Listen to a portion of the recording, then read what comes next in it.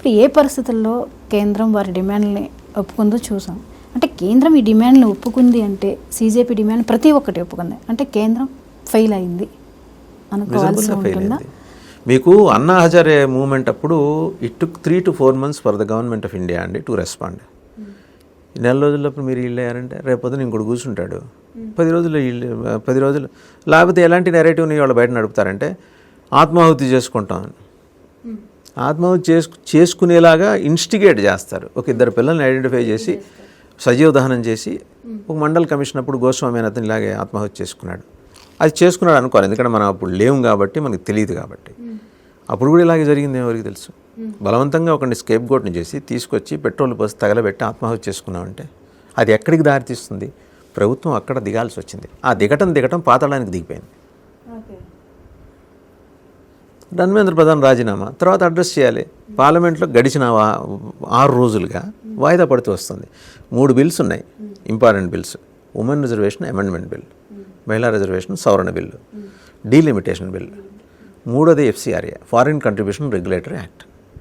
విదేశాల నుంచి ఫండింగ్ వస్తుంటుంది. ప్రత్యేకించి NGOలు ఏం చేస్తాయి, అదే ఈ ఫౌండేషన్ ద్వారా ఇలా నిరుపేదలను ఆదుకుంటామని చెప్పేసి మత వ్యాప్తి కోసం వస్తాయి. మత ప్రచారం చేసుకోవచ్చు, దానికేం ఇబ్బంది లేదు. మత వ్యాప్తి అండ్ మతాంతీకరణ అంటే కన్వర్షన్స్కి అనుమతి లేదు. అది చాలా స్ట్రింజెంట్గా యాక్ట్ తీసుకొచ్చేసరికి తల్లడిల్లిపోతున్నారు. అమెరికన్ కాంగ్రెస్లో ఉప్పు నిప్పు లాంటి రిపబ్లికన్స్ డెమోక్రాట్లు ఇద్దరూ కలిసి భారతదేశం మీద వచ్చేస్తున్నారు బిల్లు తీసుకురావడానికి వీల్లేదని. ఎందుకంటే క్రిస్టియానిటీ వ్యాప్తి చేయడం కోసం అది అడ్డుపడుతుంది. ఇప్పుడు ఫండ్స్ వస్తే కదా వాళ్ళు వచ్చి చర్చిలు కట్టేది, కన్వర్షన్లు చేసేది. కన్వర్షన్లకి డబ్బులు ఉండాలి కదా. వాళ్ళు ఏర్పాటు చేసుకున్న సభలు, కార్యక్రమాలు, ప్రార్థనా మందిరాల కోసం డబ్బులు కావాలి. అండ్ మత వ్యాప్తికి అదే మత మార్పిళ్ళకైతే డబ్బులు కావాలి. ఉత్తినే ఎందుకు మారుతారు ఎవరైనా? సౌకర్యాలు ఇవ్వాలి, హాస్పిటల్స్ కట్టాలి, స్కూల్స్ కట్టాలి, కట్టి ల్యూరు చేసి మత మార్పిళ్ళు చేయించాలి. ఆ నార్త్ ఈస్ట్ ఈరోజు థ్యాంక్స్ టు పివి నరసింహారావు గారు, ఆయన కాంగ్రెస్ ప్రధానమంత్రి అయినప్పటికీ అప్పటిదాకా నెహ్రూ గారి policy don't look at east, తూర్పు వైపు చూడమాకండి అని. ఆయన వచ్చి తూర్పు వైపు చూడండి అన్నారు. ఆ 7 ఈశాన్య రాష్ట్రాలకి మార్గం సుగమం చేశారు. లేకపోతే మనకి ఆ చికెన్ నెక్ ద్వారా కట్ చేసేస్తామని యూనిస్ మహమ్మద్ ఆయన అప్పుడు చైనా వెళ్ళి వచ్చిన తర్వాత అన్నమాట. ఈ 12 ఏళ్లలో నార్త్ ఈస్ట్లో ఇన్ఫ్రా పెరిగింది, అవకాశాలు పెరిగినాయి, జనం వెళ్తున్నారు అక్కడికి. వాళ్ళు కూడా ఇది మేము భారతదేశంలో ఉన్నవాళ్ళమే అనుకుంటున్నారు.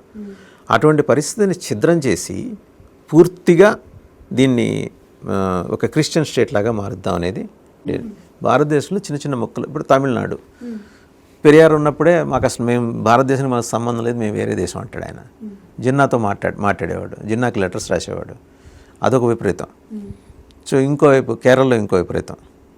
ఎక్కడ ఎలా నరుక్కుంటూ పోతే గుజరాత్ కూడా మాదే అంటుంది, పాకిస్తాన్ కొన్నాళ్ళు పోతే రాజస్థాన్ కూడా మాదే అంటుంది. ఎక్కడో చోట నిలవరించాలి కదా. భారతదేశం సుస్థిరంగా ఉండటం అనేది డీప్ స్టేట్కి ఇష్టం లేదు. ఇలాంటివి జరుగుతూనే ఉంటాయి. జరుగుతూ ఉన్నప్పుడు సమర్థవంతంగా ఎదుర్కోవాలి. బయట రచ్చ గెలిచి ఇంట్లో ఓడిపోవటం అంటే బహుశా మోదీ ప్రభుత్వానికి ఇంతకన్నా నామర్థం ఇంకోటి ఉండకపోవచ్చు. ప్రాపర్గా అడ్రస్ చేయడం, స్టూడెంట్స్ వేరు అండ్ విధ్వంసకారులు వేరు. నేను చాలా స్పష్టంగా విభజించి చెప్తున్నాను. వాళ్ళ మీద కేసులు ఎత్తేయాల్సిందే, వాళ్ళ జెన్యూన్ డిమాండ్. విధ్వంసకారుల్ని అపీస్ చేయాల్సిన అవసరం లేదు. సింపుల్. నేను ఇందాకే చెప్పా, ఒక ప్రెగ్నెంట్ ఉమెన్ పోలీస్ ఆఫీసర్ని, ఆవిడకి ఏమన్నా జరిగితే హూ విల్ హోల్డ్ రెస్పాన్సిబిలిటీ? దానికి ఎవరు బాధ్యత వహిస్తారు? అభిజిత్ దీప్కే వస్తాడా? సౌరదాస్ వస్తాడా? అశుతోష్ వస్తాడా? వీళ్ళని ప్రోత్సహించిన అరవింద్ కేజ్రీవాల్ వస్తాడా? ఈ ప్రశ్నలు. ఇది బీజేపీ పార్టీగా ఆలోచించుకోవాలి. అంటే వాళ్ళకి ఏమైందంటే థర్డ్ టర్మ్ వచ్చేప్పటికి దైవాంశ సంభూతం అనుకుంటున్నారు. దేవుళ్ళకి 4 చేతులు, కిరీటాలు, శంఖాలు, చక్రాలు ఉంటే మాకు అవి లేవు, కానీ మేము కూడా వీఆర్ ఈక్వల్ టు గాడ్ అని కళ్ళు నెత్తికెక్కి ఇలాంటి అంశాలని, సున్నితమైన అంశాలని ప్రాపర్గా అడ్రస్ చేయకపోవడం వల్ల ఉత్పన్నమైన సమస్య ఇది. అది చెప్దామంటే అన్నీ ఆయన ఉన్నాడు, మోడీ ఉన్నారుగా, ఆయన చూసుకుంటారు. అంటే వీళ్ళకి తలకాయ నొప్పి వస్తే మోడీ గారు అనాసిన వేసుకుంటే వీళ్ళ తలనొప్పి తగ్గుతుంది. ఆ స్థాయికి వెళ్ళిపోయారు. ఆ వ్యక్తి ఆరాధన స్థాయిలోకి వెళ్ళి. బీజేపీ అనేది వ్యవస్థాధారంగా ఏర్పడిన పార్టీ. ఎప్పుడైతే ఈ ఇండివిజువల్ సెంట్రిక్ అయిందో there is no difference between Congress and BJP. కుటుంబ పార్టీ లాగా మోడీ తర్వాత అందరూ కూడా జనం నుంచి పుట్టుకొచ్చిన నాయకులే. బీజేపీకి చెందిన మంత్రులు, ఎమ్మెల్యేలు, ఎంపీల పిల్లలు కూడా యాజిటేషన్లో ఉన్నారు. అంటే ఆ కాజ్ని మీరు అర్థం చేసుకోండి. కాజ్ చాలా జెన్యూన్ కాజ్. దాని నుంచి మనం ఆ అంశం విషయంలో స్పష్టమైన అభిప్రాయం ఉంది. నీటిలో అవకతవకలు జరగకుండా మా నీలేకన్ కమిటీ అది వేశారు. సో నో ఇష్యూ, అది ఆ పని చేసుకుంటూ వెళ్తుంది. అంటే ఈ నీటి వ్యవహారం అసలు మొదట్లోనే లీక్ అయినప్పుడే కనుక తీవ్రమైన చర్యలు తీసుకుని ఇదే ముందు చేస్తుంటే కేంద్ర ప్రభుత్వం 2024లోనే ఒక కమిటీ వేశారండి. ఆ కమిటీ రికమెండేషన్స్ 90% ఇంప్లిమెంట్ చేశారు.